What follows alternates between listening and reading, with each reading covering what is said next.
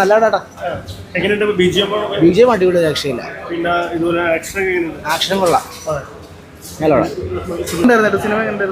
നല്ല മൂവി, എല്ലാം സൂപ്പറായി. അങ്ങനെ മാത്രമില്ല, അതിന് മാത്രമല്ല ഉള്ള ബാക്ക്ഗ്രൗണ്ട് മ്യൂസിക്കും ഫൈറ്റും ആ പ്രസൻസും ദേവർകൊണ്ടയുടെ ആ പ്രസൻസ്, അതുകൊണ്ടാണ് കുഴപ്പമില്ല. നല്ലൊരു പടം. വൺ ടൈം കഥയല്ല, അത്രേ ഉള്ളൂ. ഇത് വേറെ രീതി, ഇത് വേറെ രീതി.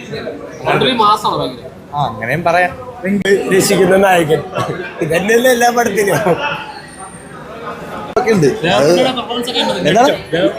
ആ പുള്ളി അടിപൊളിയായിട്ട്, പുള്ളിയുടെ സൈസ് ബോഡിയൊക്കെ നല്ല കിടിലാണ്. ഫൈറ്റ് കൊള്ളാം. മലയാളത്തിൽ അടിപൊളിയായി. പുള്ളിയല്ല വേറെ മൂഡായിട്ട് നല്ല സ്ക്രീൻ പ്രസൻസ് ഒക്കെ ഉണ്ടായി. രസമുണ്ട്. പുള്ളിയുടെ കമ്പാക്ക് തന്നെയാണ് ഉറപ്പായിട്ട് അടിപൊളിയാണ്.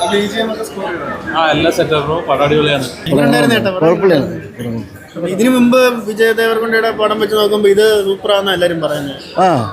അങ്ങനെ തോന്നിയില്ലേ? നമ്മുടെ കേരളത്തിൽ നിന്ന് ഒരു പയ്യൻ വില്ലനായിട്ട് അഭിനയിച്ചിട്ടുണ്ട്, എങ്ങനെ ഉണ്ടായിരുന്നു? അപ്പൊ ഇതിന്റെ ഒരു സെക്കൻഡ് പാർട്ട് കാണുമോ?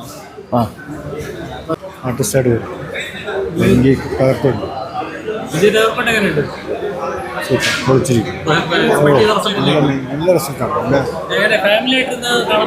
കാണാം. അവസാനം നല്ല കുറച്ചൊരു പ്രശ്നം ഉണ്ടെങ്കിൽ പോലും നന്നായിട്ടുണ്ട്, കുഴപ്പമില്ല. കുറേ ഇടിയും നമുക്ക് പിന്നെ കണ്ടിരിക്കാം, അതിനൊന്നും കുഴപ്പമൊന്നുമില്ല, രസമുണ്ട്.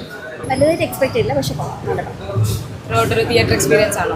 അതെ, ബി ജി എം എല്ലാം കൊണ്ടും നല്ലതാണ്, നല്ല എക്സ്പീരിയൻസ്.